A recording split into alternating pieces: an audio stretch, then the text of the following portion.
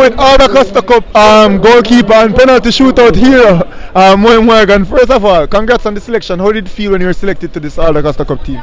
Well, it was a great feeling, and throughout all the hard work that I put into the season, I was expecting this call up.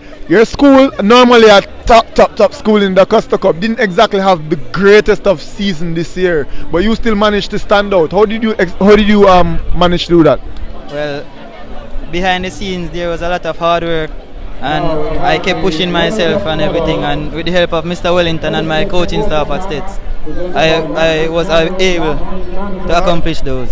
And lastly, you would have won your team the game in the penalty shootout with an outstanding save. What was going through your mind in this penalty shootout?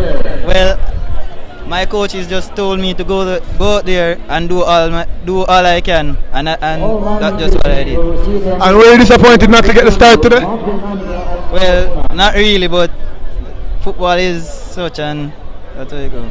Alright, congrats on the selection and good game again. Thanks.